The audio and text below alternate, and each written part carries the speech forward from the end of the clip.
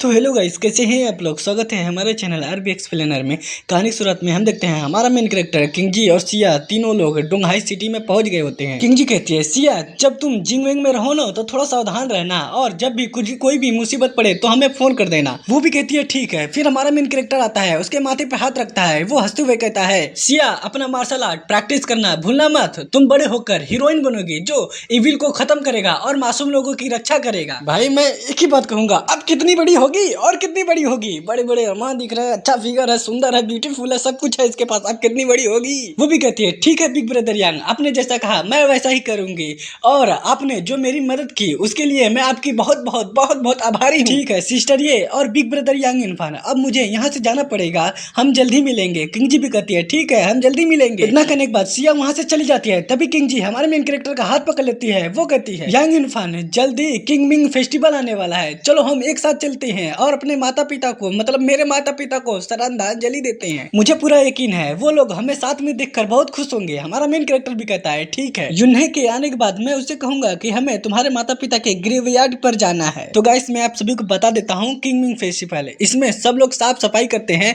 उनके जो भी रिश्तेदार होते हैं जो मर गए होते हैं उनके कब्र के पास जाते हैं, पूजा पाठ करते हैं, साफ सफाई करते हैं। तभी हम देखते हैं वहां पर युन्हे आ जाता है। वो कहता है बिग ब्रदर यांग इरफान और सिस्टर इन लॉ मुझे माफ कर दीजिएगा आपको इंतजार कराने के लिए। बिग ब्रदर आपके फैन ने मुझे स्कूल में रोक लिया था, आपने इस बार तो कमाल ही कर दिया, आग लगा दिया, अनूप मलिक बन गए हैं। मेन कैरेक्टर कहता है यहाँ पर हो क्या रहा है। युन्हे कहता है प्रोफेसर वांग ने हमें एक वीडियो भेजा है जिसमें आप एक बंदे का इलाज कर रहे हैं। उन जापानीज डॉक्टरों की शक्ल देखकर, हैरानी देखकर, हंस हंस कर हम लोग मरते मरते बचे हैं। मेन कैरेक्टर कहता है इलाज खत्म करने के बाद मैं तुरंत यहाँ पर आ गया, मुझे उम्मीद नहीं थी कि मैं इतना फेमस हो जाऊंगा। युन्हे कहता है भाई आपको पता नहीं है, आप डोंगहाई सिटी के आन बान शान है, दादाजी ने कहा है आपके स्वागत में वो पार्टी करेंगे। ठीक है कल हम लोग किंगजी के माता पिता के कब्र पर जा रहे हैं, जो भी जरूरी सामान है क्या तुम उन्हें तैयार करने में मेरी मदद करोगे। वो भी कहता है ठीक है बिग ब्रदर आप चिंता मत कीजिए, सब कुछ मुझ पर छोड़ दीजिए, मैं सब कुछ संभाल लूंगा। तभी हम देखते हैं पीछे से हमारे मेन कैरेक्टर के ऊपर कोई नजर रख रहा होता है। वो कहता है कब्र की साफ सफाई करने जा रहे हैं, मुझे तुरंत मास्टर जू को रिपोर्ट करनी होगी। इतना करने के बाद वो फोन को निकालता है और फोन लगा देता है। सीन शिफ्ट होता है, अब हमें यंग यांग सेट का सीन दिखा जाता है जिसके अंदर यार मिस्टर झू बैठा होता है। वो फोन पर किसी से बात कर रहा होता है और कहता है क्या यांग इरफान वापस आ गया और वो किंगजी के माता पिता के कब्र पर जाने का प्लान बना रहे हैं। बढ़िया, ये तो बहुत अच्छी बात है, गुड गुड गुड, बहुत अच्छा इन्फॉर्मेशन है। वैसे ये इन्फॉर्मेशन पक्की है ना कि वो अपने माता पिता के कब्र के पास जाएगा। वो दूसरा बंदा, फोन के बगल वाला बंदा कहता है जी मालिक खबर पूरी पक्की है, मैंने अपने कानों से सुना है और मैंने उसके माता पिता के कब्र का लोकेशन भी पता कर लिया है। वो कब्र वान हे मेमोरियल पार्क में है और वो एक गांव, बहुत दूर के गांव में स्थित है। वो कहता है यांग इरफान तुमने मेरे परिवार को बर्बाद कर दिया, तबाह कर दिया, मैं इस वीरान जंगल में छुपा पड़ा हूँ, मेरे पास और कोई रास्ता नहीं था, तुम बस इंतजार कर, मैं तुझे इतना आराम से जीने नहीं दूंगा, तुझे बहुत बहुत खतरनाक मौत दूंगा। तभी वहाँ पर एक बंदा आता है। वो कहता है मिंग यांग ऐसा लगता है तुमने मन ही मन में ठान लिया है कि तुम यांग इरफान को बर्बाद कर दोगे, लेकिन क्या तुम्हें पूरा यकीन है कि यांग इरफान के बारे में तुम सब कुछ जानते हो। तो गाइस अब हमें इस बंदे के बारे में बताया जाता है, ये यिंग यांग सेट का मेंबर है, इसका नाम जू मुहुआ है, मैं इसको महुआ कहूँ, और हाँ इसके नाम में भी जू आता है और मिंग यांग के नाम में भी जू आता है, दोनों का कुछ तो रिश्ता है, कुछ तो रिलेशन है, आगे मुझे पता चलेगा तो मैं आपको बता दूंगा। कमिया कहता है मुझे इसके बारे में कोई भी जानकारी नहीं है, लेकिन अंकल महुआ मुझे पता है कि आप बहुत पावरफुल हैं और आप अपने बेहतरीन टैक्टिक्स के लिए बहुत ज्यादा जाने जाते हैं, क्या इस बार आप मेरी मदद कर सकते हैं अंकल महुआ जी। यांग इरफान ने जो मेरे साथ किया है, मेरे फैमिली के साथ किया है, मैं उसका बदला हर हाल में लेकर रहूंगा। महुआ सिंह कहता है बेवकूफ, तुम यांग इरफान के बारे में कुछ भी नहीं जानते, यांग फैमिली के अलावा क्या तुम जानते हो उसके पीछे उसकी वाइफ, ये फैमिली वो कितना शक्तिशाली है, और तुम बेवकूफ ऐसा ही उससे भिड़ने चले जा रहे हो, तुम्हें कुछ अंदाजा भी है। और इसके अलावा उसके पास एक बहुत खतरनाक सपोर्टर है, उससे कोई भी भिड़ने की हिम्मत नहीं करता। वो कमीना भी कहता है क्या वो कौन है। महुआ कहता है प्रीमोडियल लॉर्ड युवान जुन, मुझे पूरा यकीन है तुम उनके बारे में जानते होगे, यांग इरफान उनका डिसाइपल है। ये सब सुनकर वो कमीना शॉक हो जाता है, हैरान हो जाता है। वो कहता है क्या, कैसे, ये कैसे कैसे हो सकता है इतने सारे लोगों में वो कमीना का सपोर्टर प्रिमोडियल लॉर्ड युआन जो उनको ही होना था। लगता है मैं अपना बदला उससे कभी भी नहीं ले पाऊंगा। तभी महुआ सिंह गुस्से में चिल्लाते हुए कहता है, साले तेरी ऐसी हालत देखकर मैं बहुत निराश हुआ। अभी अभी मुझे थोड़ी राहत मिली थी कि तू साले बदला लेगा, मुझे कितना अच्छा लग रहा था, लेकिन अब तुम डर के मारे पीछे हटने के बारे में सोच रहे हो। तुम्हारा परिवार और तुम्हारे भाई सब लोग मारे गए तो तुम कैसे मना कर सकते हो बदला लेने से? नामर्द साले डरपोक, तुझे बदला लेना ही पड़ेगा। वो कमीना डरते हुए कहता है, लेकिन प्रिमोडियल लॉर्ड युआन जुन को अगर हमने निराश कर दिया तो हमारे फैमिली के लिए यह अच्छा नहीं होगा। महुआ गुस्से में कहता है, डरपोक, मूर्ख, बेवकूफ, तुम्हें क्या लगता है यांग इनफान के हम ही अकेले दुश्मन हैं? उसके पीछे हजारों दुश्मन पड़े हैं, जैसे इंडियन जी लोस्ट, स्कल ग्रुप और यिंग यांग मास्टर हाथ धो के उसके जान के पीछे पड़े हैं। ये सब सुनकर मिंग यांग खुश हो जाता है और कहता है, ओ अब समझ आया, दुश्मन का दुश्मन दोस्त होता है। हम उसे नहीं मारेंगे, हम उसे दूसरों के हाथों से मरवाएंगे। तभी बाहर से कोई नॉक नॉक करता है। महुआ सिंह कहता है, अंदर आ जाओ। एक बंदा अंदर आता है, वो ग्रीट करते हुए कहता है, मास्टर जी, भाड़े के 2 क्लियर ग्रुप डोंगहाई सिटी में आ गए हैं। Spirit beast, blood bone eagle Bharat से वेपन लेकर आ चुके हैं, वो आपके ऑर्डर का इंतजार कर रहे हैं। महुआ कहता है, मुझे इस बात की चिंता नहीं है कि तुम लोग अपना काम कैसे करते हो, लेकिन परिणाम चाहे जो भी हो, यांग इनफान मरे या ना मरे, तुम लोग तुरंत होंगसिया छोड़कर यहाँ से चले जाओगे। और साथ ही में तुम इस मामले को बड़े सावधानी से सभी सबूत को मिटा दोगे, किसी को भी पता नहीं चलना चाहिए। इन सभी के पीछे हमारा हाथ है। वो भी कहता है, जी मालिक, आप चिंता मत कीजिए, मैंने अपने जगह पे बॉडी डबल कलुआ को काम पर रखा है। मैंने पूरे इस प्लान के दौरान किसी को भी अपने पहचान के बारे में पता नहीं लगने दिया, इसलिए उन लोगों को कभी भी मेरे बारे में पता नहीं चलेगा। अगर पता चल भी जाएगा तो मैं कभी भी आपका नाम नहीं लूंगा। मैं मरना पसंद करूंगा लेकिन आपका नाम नहीं लूंगा। महुआ सिंह हंसते हुए कहता है, बहुत बढ़िया, तो कल यांग इनफान की मृत्यु पक्की है। सीन शिफ्ट होता है, हमें वान हे मेमोरियल पार्क का सीन दिखाया जाता है। हम देखते हैं हमारा मेन कैरेक्टर और किंग जी दोनों लोग वहां पर आ गए होते हैं। वो दोनों लोग अपने अपने माता पिता को श्रद्धांजलि दे रहे होते हैं। किंग जी के माता पिता इधर है, यांग इनफान के माता पिता उधर हैं। क्या कोइंसिडेंस है? किंग जी कहती है, मम्मी पापा आप चिंता मत कीजिए, मैं बहुत खुश हूँ। यांग इनफान मेरे साथ है, हालांकि वो बहुत नखरे वाला है लेकिन मेरे साथ बहुत अच्छा बर्ताव करता है। तभी हम देखते हैं भाई किसी ने किंग जी के ऊपर निशाना लगाया होता है। हम देखते हैं दूर एक बंदा झाड़ियों में ढुक कर मतलब छिप कर स्नाइपिंग कर रहा होता है। वो बंदा हंसते हुए कहता है, टारगेट निशाने पर है, भाड़ में जाओ, नर्क में जाओ, अपने माता पिता से मिल लो। इतना कहने के बाद गोली चला देता है। हम देखते हैं वो गोली किंग जी के पास आ जाता है। वो गोली उसे लगने ही वाला होता है, लेकिन हमारा मेन कैरेक्टर उसे देख लेता है और कहता है, ओ माय गॉड, ये तो गोली है। फिर वो एक तलिस्मान निकलता है, उसे तुरंत फेंक देता है। उसके बाद वो किंग जी को पकड़ता है और कहता है, बच के। इसी बीच उन दोनों का बैलेंस खराब होता है, वो दोनों लोग जमीन पर धड़ाम से गिर जाते हैं। अपनी किंग जी शर्माते हुए कहती है, यांग इनफान ये तुम क्या कर रहे हो? हम देखते हैं हमारे मेन कैरेक्टर ने जो तलिस्मान फेंका था वो एक बैरियर बन जाता है और उस कमीने ने जो गोली चलाई थी वो उस बैरियर को पार नहीं कर पाता, वहीं को ही रुक जाता है। वो कमीना ये सब देखकर हैरान हो जाता है और अपना दांत पीसते हुए कहता है, ओ शिट, गोली मिस हो गया, मैंने ध्यान नहीं दिया। उन लोगों का नसीब बहुत अच्छा था। खैर जो भी है, लेकिन इस बार नहीं बच पाओगे। हम देखते हैं हमारा मेन कैरेक्टर और किंग जी दोनों लोग पत्थर के पीछे छुपे होते हैं। हमारा मेन कैरेक्टर कहता है, एक और स्नाइपर है, इस बार कौन आया है? क्या वो लोग मुझे कमजोर समझ रहे हैं? किंग जी तुम यहाँ से हिलना मत, मैं उस स्नाइपर से निपटने जा रहा हूँ। वो भी कहती है, ठीक है, लेकिन अपना ध्यान रखना। इतना कहने के बाद हमारा मेन कैरेक्टर बहुत तेजी की स्पीड से भागने लगता है। वो कमीना गोली भी चला देता है, लेकिन हमारा मेन कैरेक्टर बड़ा आसानी से उस बुलेट को डॉज कर लेता है और वो अपने मन में कहता है, अगर तुमने एक और गोली चलाई तो तुम पक्का यहीं पर मरोगे। ओ माय गॉड, मैंने 2 गोली मिस कर दिया, मुझे तुरंत अपना लोकेशन चेंज करना पड़ेगा, नहीं तो उसको मेरे लोकेशन के बारे में पता चल जाएगा। वो तुरंत अपना लोकेशन चेंज करने जाता है, लेकिन हमारे मेन कैरेक्टर को पता चल जाता है। वो कहता है, ओहो मुझे पता चल गया, माउंटेन के टॉप पर बैठा है, फ्लाइंग स्वॉर्ड, जाओ उसे मार डालो। हम देखते हैं भाई वो फ्लाइंग स्वॉर्ड बहुत तेजी की स्पीड से जाती है और उस कमीने के गर्दन को चीर देती है, फाड़ देती है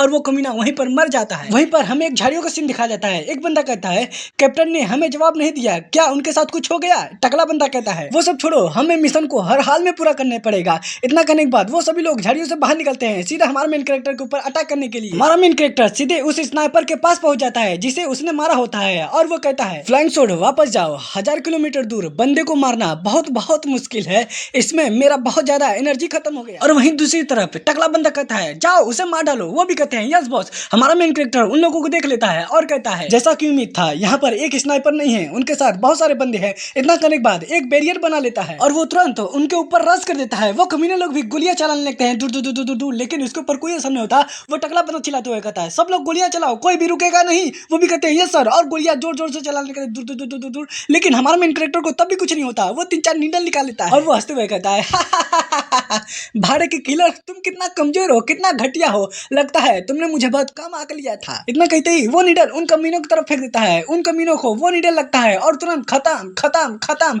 बस 2 लोग बचते हैं। ये सब देखकर उन लोगों की हालत खराब हो जाती है, फट जाती है, फट के चौसठ हो जाती है। वो कहता है ये आदमी नहीं, ये तो मोस्टर है, भागो यहाँ से भागो। वो लोग वहां से भागने लगते हैं। हमारा मेन कैरेक्टर तुरंत अपने फ्लैंक शॉट को निकालता है और उसके बंदूक को जो उसने हाथ में लिया था उसके टुकड़े टुकड़े कर देता है। मेन कैरेक्टर कहता है ओहो भागना चाहते हो लेकिन बहुत लेट हो चुका है।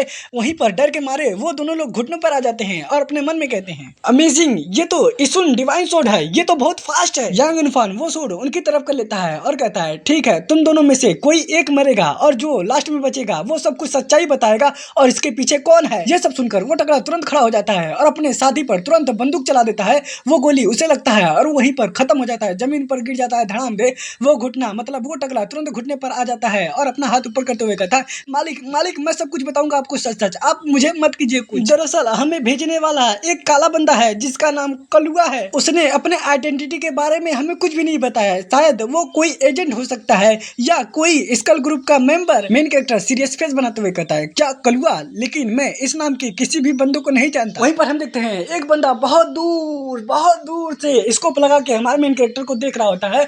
वो कहता है हाइना ग्रुप हार गई है, वो यांग इनफान का अपोनेंट बनने के लायक नहीं है, लगता है अब डूम्सडे टीम की बारी आ गई है। फिर वो अपना फोन निकालता है और कहता है डूम्सडे टीम, मैं कलुआ, हाइना ग्रुप हार गई है, अब तुम्हारी बारी है, दिखा दो तुम क्या क्या कर सकते हो। मेन कैरेक्टर कहता है ठीक है अब तुम जा सकते हो। वो टकला बंदा शौक हो जाता है और कहता है क्या आप सचमुच में मुझे जाने दे रहे हैं? ठीक है मैं आपको एक बात बताता हूँ, मेरे अलावा एक टीम और आई है आपको मारने के लिए। ये सब सुनकर हमारा मेन कैरेक्टर शौक हो जाता है, उसका चेहरा पीला हो जाता है। वो कहता है क्या एक और टीम आई है?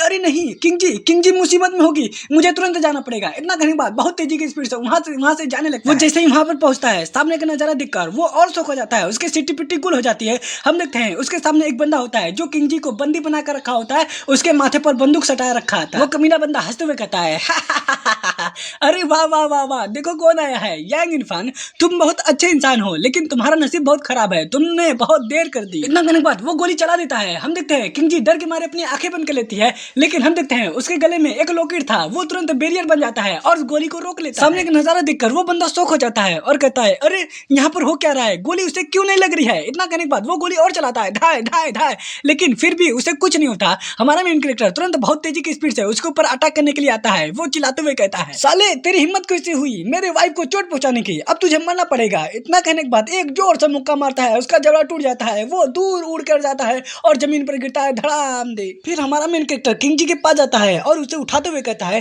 किंग जी क्या तुम ठीक हो? वो भी कहती है हाँ मैं ठीक हूँ, शुक्र है तुमने मुझे जो तालिस्मान दिया था उसकी वजह से मैं बच गई। यहाँ से बाहर चली जाओ, एक टीम और आई है मुझे मारने के लिए, मैं देखना चाहता हूँ आखिरकार वो मेरा क्या कर सकती है। अब सीन चिट होता है, हमें डूम्सडे टीम का सीन दिखाया जाता है जहाँ पर एक बंदा चिल्लाते हुए आता है और कहता है बॉस हाइना टीम हार गई है, वो पूरी तरह से बर्बाद हो चुकी है, हमारा उस टकले से संपर्क टूट गया है, ऐसा लगता है कम्युनिकेशन डिवाइस टूट गया है। बॉस कहता है क्या हाइना टीम हार चुकी है? गोम्बा फिर से माउंटेन के ऊपर जाओ और देखो क्या सच में हाइना टीम हार चुकी है। गाइस इसका नाम अल्फा है और ये डूम्सडे टीम का लीडर है।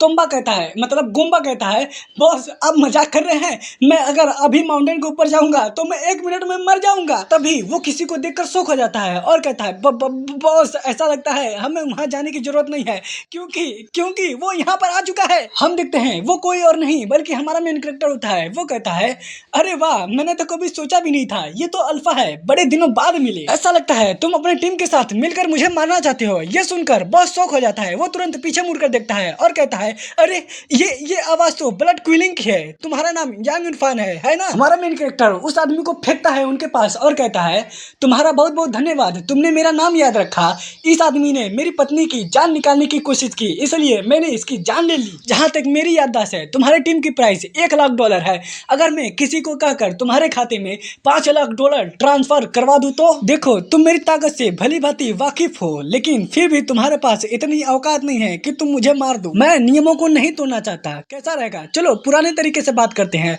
मैं तुम्हें 10 गुना पैसा ज्यादा दूंगा। बदले में मैं तुम्हें काम पर रखूंगा और तुम्हें मेरी मदद करनी पड़ेगी उस बंदे को ढूंढने में जिसने तुम्हें मुझे मारने के लिए पैसा दिया था। अल्फा हंसते हुए कहता है 10 गुना ज्यादा पैसा है और तुम्हें उस बंदे से बदला लेना है जिसने तुम्हें मारने की कोशिश की। ब्लड क्विलिंग, ऐसा लगता है पुराना काम छोड़ने के बाद तुमने खूब सारा पैसा कमाया है। मेन कैरेक्टर गुस्से में कहता है तुम बस अपनी कीमत बताओ। और वो अपने मन में कहता है मैं इस समय अकेला नहीं हूँ, उन लोगों के पास बहुत एडवांस वेपन है। अगर मैं लड़ाई में उलझ गया तो किंग जी को बहुत खतरनाक चोट लग सकती है। एक बंदा चिल्लाते हुए कहता है 20 मिलियन चाहिए हमें। बॉस हंसते हुए कहता है बहुत खूब मेरे प्यारे दोस्त ब्रांडी। ब्लड क्विलिंग से सौदेबाजी करने की किसी की भी हिम्मत नहीं होती, लेकिन मुझे पसंद आया। फिर वो अपना सिगरेट जलाता है और कहता है ब्लड क्विलिंग, तुम मानो या ना मानो 20 मिलियन, हमें 20 मिलियन चाहिए, यही हमारी कीमत है। अगर तुम्हारे पास पैसे हैं तो ठीक है, हम तुम्हारे साथ हो जाएंगे। अगर तुम्हारे पास पैसे नहीं है तो हमें दोष मत देना, हम अपनी पूरी कोशिश कर रहे हैं। गाइस तैयार हो जाओ। इतना सुनते वो सभी लोग हमारे मेन कैरेक्टर की तरफ तोफ तान लेते हैं। तभी पीछे से किंग जी निकलती है। वो कहती है मुझे लगा ही था तुम लोग और ज्यादा मांगोगे, मुझे अपना खाता नंबर बताओ, मैं अभी तुम्हारे खाते में पैसा भिजवा देती हूँ। अल्फा कहता है ब्लड क्विलिंग, ये लड़की कौन है और ये यहाँ पर क्या कर रही है? हमारा मेन कैरेक्टर कहता है ओह मुझे माफ कर देना, मैंने तुम्हें पहले नहीं मिलाया, ये मेरी वाइफ है, इसका नाम ये किंग जी है। किंग जी कहती है इसके अलावा तुम्हें मेरी यूरोप की कंपनी में सिक्योरिटी का काम करना पड़ेगा, फिर मैं तुम्हें $30 मिलियन दूंगी। तो बताओ तुम लोग क्या सोचते हो? ये सब सुनकर बाकी लोग खुश हो जाते हैं और कहते हैं क्या क्या तुम सच कह रही हो? किंग जी अपना फोन निकालती है और कहती है हाँ मैं बिल्कुल सच कह रही हूँ। क्या तुम लोग स्टार ओशन इंटरनेशनल कंपनी के बारे में जानते हो? वो मेरी कंपनी है। मेरी कंपनी प्रोडक्ट बनाती है रोसेल पाउडर और 100 पावर पिल। पूरे यूरोप में मेरी कुछ कमर्शियल बिल्डिंग है। अगर तुम्हें मेरी बात पर भरोसा नहीं हो रहा है तो तुम मुझे अपना खाता नंबर दो, मैं तुम्हारा पहला पेमेंट तुरंत तुम्हारे खाते में करूंगी। अब हमें 5 मिनट बाद का सीन दिखाया जाता है। एक बंदा खुश होते हुए कहता है बॉस पूरे के पूरे 30 मिलियन हमारे खाते में आ गए हैं। अल्फा कहता है ब्लड क्विलिंग, क्योंकि तुमने हमारी मांग पूरी कर दी है तो इस मैटर से हमारा कुछ भी लेना देना नहीं है। जहाँ तक बात है कंपनी की सिक्योरिटी की, तो इस मौके का फायदा उठाकर हम इस गंदे काम से बाहर निकल सकते हैं। वैसे भी मुझे मर्डर सडर करना अच्छा नहीं लगता, अब हम पूरी तरह से तुम्हारे हैं। हमारा मेन कैरेक्टर हंसते हुए कहता है बहुत बढ़िया, यहाँ पर लंबे समय तक रुकना सही नहीं है, इसलिए तुम अपने साथियों को लेकर यहाँ से चले जाओ। और हाँ, इन सभी मैटर के पीछे मास्टरमाइंड के बारे में बताना मत भूलना। वो भी कहता है ठीक है तुम चिंता मत करो, आज रात को आपको खबर दे देंगे जो आप ढूंढ रहे हैं। इतना करने के बाद वो लोग वहाँ से चले जाते हैं। तभी किंग जी घुटनों के बल जमीन पर बैठ जाती है। वो चैन की सांस लेती है और कहती है आखिरकार वो लोग चले गए। क्या तुम्हें जरा भी अंदाजा है मैं कितना डर गई थी? हमारा मेन कैरेक्टर किंग जी को उठाते हुए कहता है वाह किंग जी वाह, क्या ये बात सच है कि तुम अपनी कंपनी के सिक्योरिटी के लिए प्लान बना रही थी? किंग जी कहती है हाँ ये बात सच है और मैं अफ्रीकन मार्केट पे भी नजर डाल रही हूँ, अगर तुम्हारे पास समय रहे तो तुम मुझे सपोर्ट जरूर करना। मेन कैरेक्टर कहता है तुम चिंता मत करो, मैं तुम्हें हमेशा सपोर्ट करूंगा। हनी चलो घर वापस चलते हैं। वो भी कहती है ठीक है चलो घर वापस चलते हैं। तो गाइस इस एपिसोड का एंड हम यहीं करते हैं। अगर ये वीडियो आपको अच्छा लगा तो लाइक करो, सब्सक्राइब करो, कमेंट करो, शेयर करो। भाई मुझे बहुत अच्छा लगता है आप लोग जब सपोर्ट करते हैं। मिलते हैं किसी नेक्स्ट एपिसोड में, तब तक के लिए सायोनारा, मिलेंगे दोबारा।